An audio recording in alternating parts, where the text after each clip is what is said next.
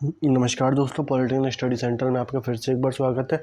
तो मैं आपके लिए एक नया वीडियो लेकर आ चुका हूँ। यहाँ पर हम रिफ्लेक्शन ऑफ लाइट से रिलेटेड चीज़ें पढ़ने जा रहे हैं। इससे पहले मैंने 2 वीडियोज़ में इसका कुछ ब्रीफ इंट्रोडक्शन और आगे के कुछ पॉइंट्स मैंने बता दिए थे, लॉ ऑफ रिफ्लेक्शन वगैरह। अब हम यहाँ पर आगे बढ़ेंगे और मिरर्स और लेंसेज के बारे में जानेंगे। जहाँ तक तो ज़्यादातर आपको मिरर के बारे में पढ़ना है यहाँ पर, उसके अकॉर्डिंग हम आगे बढ़ेंगे। यहाँ पर हम लोगों ने जान क्या क्या लिया था, एक बार आप ये देख लीजिए। लाइट पढ़ ली थी, होती क्या है, इल्यूमिनेटिंग बॉडीज़ क्या होती हैं, स्कैटरिंग ऑफ लाइट क्या होती है, प्लेन सरफेस पे क्या होती है, मिरर क्या, ये रिफ्लेक्शन क्या होते हैं, मिरर इमेज, और ये सारी चीज़ें हमको पढ़नी है आज। जो मैंने आपको पिछले वीडियो में बताया था कैसे आपको साइड के जो पॉइंट्स लिखे होते हैं उनको पढ़ना ज़रूरी है, वैसे ही यहाँ पर हम कंटिन्यू करेंगे उन पॉइंट्स पर कि और क्या क्या चीज़ें हमको बतानी ज़रूरी है। यहाँ पर बोला जा रहा है when two mirror are kept facing, तो नंबर ऑफ इमेजेस फॉर्मेशन कब होगा, जब थीटा की वैल्यू इवन होती है तब यहाँ पर ये अप्लाई होता है, जब ऑड होती है तो ये फॉर्मूला अप्लाई होता है 360/थीटा। जब दो नंबर ऑफ मिरर्स इमेजेस बताने होते हैं, जब दो मिरर के बीच का एंगल अगर ऐसा दिए रखा है तो मिरर फॉर्मेशन कैसा होगा। और हमको ये भी जानना ज़रूरी है, अगर दोनों पैरेलल दे रखे हैं तो उनका मिरर फॉर्मेशन की नंबर ऑफ इमेजेस वहाँ पर इनफाइनाइट होगी। मैंने बताया था आपको पावर रियल इमेज की पावर 0 होती है, radius of curvature is infinity, और फोकल लेंथ भी इसकी इन्फिनिटी होती है। ये सारे मैंने पॉइंट्स आपको बता दिए थे। Linear formation of the image के बारे में यहाँ पर बात हो रही है, तो वो जानना इंपॉर्टेंट है आपके लिए। फोकल लेंथ इन्फिनिटी होती है इसकी, ये बता दिया था मैंने आपको। रेडियस ऑफ कर्वेचर इन्फिनिटी होता है, पावर 0 होती है इसकी, मैग्नीफाइंग मिरर इसकी 1 होती है, magnification power. Image size is equals to object size, mirror is rotated at a angle of theta, incidence is fixed. ये कुछ इसके पॉइंट्स हैं, आप याद रखेंगे। स्फेरिकल मिरर बेसिकली क्या होता है, मिरर जितने भी टाइप के होते हैं, चाहे वो रिफ्लेक्टिव मिरर चाहे वो कॉनकेव मिरर हो, चाहे कॉन्वेक्स मिरर हो, उनका जो फॉर्मेशन होता है वो बेसिकली एक स्फेरिकल मिरर से होता है, और वहाँ से होता है कि उसे काटा कैसे गया है। अगर मैं बात करूँ कॉनकेव मिरर की, तो कॉनकेव मिरर को ऐसे काटना चाहिए जो उसकी साइड जितनी भी उसकी प्रॉपर्टीज़ हैं उसको फुलफ़िल करें। फॉर एग्ज़ाम्पल, अगर मेरे पास ऐसा कोई मिरर है, ठीक है, और मैंने इसको थोड़ा, आप ये देख लीजिए कैसे कैसे डायग्राम मैंने आपको बना के रखे हैं यहाँ पर। अगर आपके पास ऐसा एक बेसिकली आपके पास ऐसा कोई एक स्फेरिकल मिरर होता है, अब इसको मैंने जहाँ से काटा उसके अकॉर्डिंग मेरे को मिरर मिलेगा उसकी बात मैं करूँगा। ये देखिए, अब ऐसा कर्वेचर का आपको मिरर मिल रहा है, ये यही वाला है, तो इसे कॉन्वेक्स मिरर बोलते हैं। और क्या बोलते हैं, कॉन्वेक्स। और इसमें जो होती है वो इस साइड होती है। अगर मैं बात करूँ कॉनकेव मिरर की, तो इसमें इस साइड को अपनी कोटिंग होगी। तो आप ये याद रखेंगे, कोटिंग के हिसाब से डिसाइड होता है और कर्वेचर के हिसाब से डिसाइड होता है, और ये इससे डिसाइड होता है कि काटा कहाँ से गया है उस स्फेरिकल मिरर से, कि वो है क्या। कॉन्वेक्स मिरर और कॉनकेव मिरर के यूजेस काफ़ी इंपॉर्टेंट होते हैं, उनका भी एक बार और पढ़ लीजिएगा। कॉन्वेक्स मिरर बेसिकली क्या होता है, the mirror having convex bulging reflection it's called convex mirror. और यहाँ पर क्या होता है, hollow concave is reflected by concave mirror. Basically काम दोनों के क्या होते हैं और इनका चीज़ें क्या होती हैं। अगर मैं बात करूँ, एक को बोलते हैं हम रिफ्लेक्टिव मिरर, और एक को बोलते हैं एक को बोलते हैं कन्वर्जिंग मिरर, और एक को बोलते हैं डाइवर्जिंग मिरर। इसका मतलब बेसिकली क्या होता है कि जब भी रे ऑफ लाइट इंसिडेंस होती है उस पर, रे ऑफ लाइट नहीं, बंच ऑफ लाइट उस पर इंसिडेंस होती है, तो वहाँ पर हमारे पास क्या देखने को मिलता है कि एक जगह सारी पूरा इमेज, हमारी इमेज फॉर्मेशन और जितनी भी मिरर है हमारा, वो सारा कोशिश करता है कि एक पॉइंट पर कंसंट्रेट कर दे उसे, तो उसे हम बोलते हैं कन्वर्जिंग मिरर।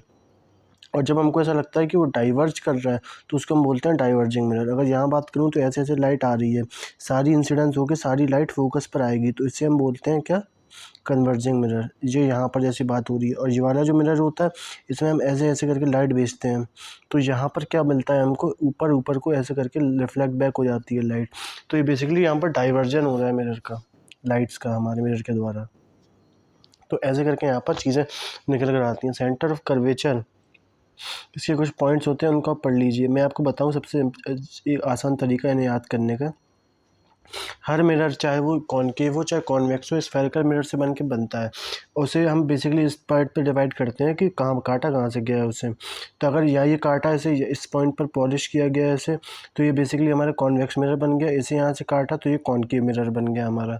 अब यहाँ पर बात ये निकल कर आती है, जो ये पॉइंट जो होता है वो सेंटर ऑफ कर्वेचर होता है। अगर मान लीजिए हमारे पास दो मिरर है, एक कॉनकेव है और कॉन्वेक्स है, दोनों को हम लोगों ने एक सिंगल स्फेरिकल मिरर से ही लेके रखा हुआ है, तो हमको वो चीज़ डिसाइड करता है कि इसका जो सेंटर होगा दोनों को मिलने के बाद जो हमारा एक स्फेरिकल मिरर बनेगा, उसका जो सेंटर होगा उसे सेंटर ऑफ कर्वेचर कहेंगे।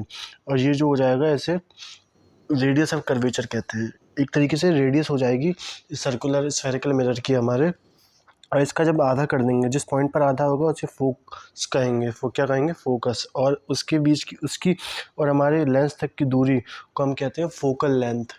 और जो हमारा फोकल लेंथ के बाद हमारी जो ये चीज़ निकल कर आई है, जो आप देख सकते हैं अपने इस मिरर में, इसे बोलते हैं क्या? अपर्चर। अपर्चर बेसिकली क्या होता है, एक हमारे पास ऐसा करके ये मिरर है, और मिरर कहाँ तक एक्सटेंड कर रहा है हमारा, नॉर्थ में और साउथ में कहाँ तक अब एक्सट्रीम पॉइंट तक एक्सटेंड कर रहा है, उसके बीच की डिस्टेंस को हम क्या बोलते हैं? अपर्चर। और इनकी जो सेंटर पॉइंट होता है उसको हम बोलते हैं क्या? पोल। ये हमारा हो जाता है पोल। और यहीं से इमेज फॉर्मेशन होता है। और हमेशा नॉन पॉलिश सरफेस पर ही लाइट इंसिडेंस होती है। आप देख सकते हैं यहाँ पर जब लाइट हो रही है तो यहीं से इंसिडेंस हो रही है, यहाँ पर हो रही है जहाँ पर इंसिडेंस हो रही है। तो ये करके चीज़ें आप ध्यान से देख के चलेंगे। यही कुछ चीज़ें थी मैंने आपको बताई। अब प्रिंसिपल क्या होती है बेसिकली, जो मैंने बताया आपको, जहाँ पर रेडियस, फोकस, हमारा रेडियस ऑफ कर्वेचर पॉइंट, पोल, जिस लाइन पर जिस एक्सिस पर लाई कर रहे होते हैं उसको हम प्रिंसिपल एक्सिस बोलते हैं। यही चीज़ बची थी, ये मैंने आपको बता दी। पोल वगैरह अपर्चर सब बता दिया मैंने। इसके बाद आपके पास क्या बची हुई है चीज़ें? Principal focus. और focus it is the point principal where light ray incidence after reflection and meet at point. Principal focus basically focus ही होती है। फोकल लेंथ क्या होती है? रेडियस ऑफ कर्वेचर का बताया था मैंने, सेंटर से उस तक की आधी जो दूरी होगी ये पॉइंट इसका फोकस कहलाएगा। और यहाँ से यहाँ तक की दूरी जो हमारा एक कर्व्ड आ रहा है, पूरा सर्कल बन रहा है यहाँ से, तो ये यहाँ तक की दूरी हमारी फोकल लेंथ कहलाती है। तो ये सब हमको देखना इंपॉर्टेंट है। तो कुछ हार्ड एंड फास्ट चीज़ें हैं नहीं पढ़ने के लिए इसमें, बस आपको ये पता होना चाहिए। मैंने बताया था कि फोकस इक्वल्स टू r/2 या r is equals to 2f। ये चीज़ें आपको देखनी रहेगी। ये लाइट फॉर्मेशन, इमेज फॉर्मेशन कैसा होता है, अलग अलग पॉइंट पर लाइटें आके कैसे कैसे रिफ्लेक्ट बैक होती है, तो यहाँ पर ये सारी चीज़ें हमने देख ली। अब आते हैं इमेज फॉर्मेशन पे। इमेजेस कैसे बनती हैं डिफरेंट। और इमेज फॉर्मेशन पढ़ने से पहले हमको साइन कन्वेंशन पढ़ना ज़रूरी है। और उससे भी पहले हमें ये पढ़ना ज़रूरी है कि कहाँ पर इमेज पढ़ के, लाइट पढ़ के कहाँ से कैसे रिफ्लेक्ट बैक होती है। सबसे ज़रूरी हम ये बात करते हैं इमेजेस की कॉन्वेक्स और कॉनकेव की। उसमें अगर यहाँ पर बात करूँ मैं किसकी? कॉन्वेक्स की। तो कॉन्वेक्स हमारा ये वाला होता है। इस पर जब भी इमेज लाइट्स आती है तो हमेशा ये फोकस पर डाइवर्ज करता है। अगर यहाँ पर एक लाइट फोकस से आ रही है तो उसे वो पैरेलल कर देगा इसके प्रिंसिपल एक्सिस के। अगर प्रिंसिपल एक्सिस के पैरेलल आके लाइट रिफ्लेक्ट करके जा रही है तो वो फोकस से पास होगी। अगर पैरेलल फोकस से लाइट आ रही है हमारे पास, उस पर इंसिडेंस हो रही है मिरर पर, तो वो हमारे प्रिंसिपल के पैरेलल चली जाएगी। ऐसे करके यहाँ पर बहुत सारी चीज़ें हैं हमारे पास पढ़ने के लिए। इसके बाद रे length coming from the centre of curvature toward the centre of curvature. Basic बात यह है, अगर सेंटर ऑफ कर्वेचर से लाइट जा रही है तो वहीं से रिफ्लेक्ट बैक हो जाएगी। ये मान लीजिए एफ है, ये हमारा सी है और ये हमारा मिरर है। तो अगर ऐसे ऐसे करके लाइट आ रही है तो ऐसे ही ऐसे करके वापस चली जाएगी, कहीं भी रिफ्लेक्ट बैक नहीं होगी, कहीं भी डाइवर्ट नहीं होगी। ऐसा होता क्यों है? ये सब ज्योमेट्री है basically, real life practical life पे बेस्ड है सारी चीज़ें। तो उसके पीछे कोई लॉजिकल आंसर नहीं है, लेकिन बोल सकते हैं कि हाँ सब चीज़ें यूनिवर्सल ट्रूथ हैं। अगर मैं बात करूँ कि लाइट हमेशा स्ट्रेट लाइन में क्यों ट्रैवल करती है, अगर मैं बात करूँ कि जो हमारी सनलाइट का कलर है उसका वाइट क्यों है, तो सबके बीच एक्सप्लेनेशन हो सकते हैं, लेकिन उस एक्सप्लेनेशन को आप क्वेश्चन नहीं कर सकते। तो यही चीज़ यहाँ पर निकल कर आती है। तो ये सारी चीज़ें हम पढ़ेंगे इसमें। साइन कन्वेंशन क्या होता है, मैं आपको ओवरव्यू दे देता हूँ। साइन कन्वेंशन क्या होता है? तो बेसिकली जब भी इमेज फॉर्मेशन होता है तो इमेज कहाँ पर रखी हुई है, कहाँ पर बनती है, ऑब्जेक्ट कहाँ पर रखा गया है, उसकी हाइट क्या है, उसकी डिस्टेंस क्या है, उसकी डिस्टेंस को बेसिक क्या बोलते हैं कि मान लीजिए कि मिरर है, यहाँ पर ऑब्जेक्ट रखा हुआ है, ये हमारा कितना है C है और ये हमारा F है। तो इसका इमेज फॉर्मेशन कैसा होगा, यहाँ से यहाँ तक की दूरी हमारी कहलाती है U, और मान लीजिए हमारी इमेज यहाँ बन रही है यहाँ पर उल्टी, तो ये हो जाएगी कितनी V, यहाँ तक की दूरी।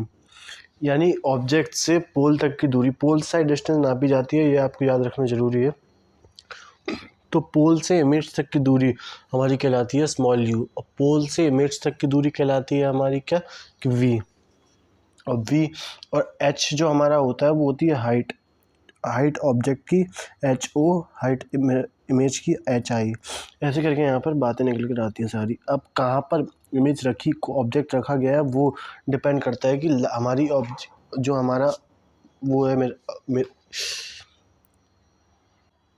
तो मैं आपको ये बता रहा था कि कहाँ पर हमारा ऑब्जेक्ट रखा गया है, उस पर डिपेंड करता है कि हमारी इमेज फॉर्मेशन कहाँ पर होगा। तो ये सारी चीज़ें हमको आगे पढ़नी है साइन कन्वेंशन में। और ये भी काफ़ी इंपॉर्टेंट होता है कि कहाँ पर इमेज रखी गई है तो उसको हम पॉजिटिव लेंगे उसकी डिस्टेंस को, और कहाँ पर ऑब्जेक्ट फॉर्मेशन हो रहा है तो उसको कहाँ पर रखा गया है वो, तो वो हमारा क्या होगा, पॉजिटिव होगा कि नेगेटिव होगा। ये सब चीज़ें हम आगे आने वाले वीडियो में पढ़ेंगे। तब तक के लिए आप स्टे ट्यून्ड रहिएगा।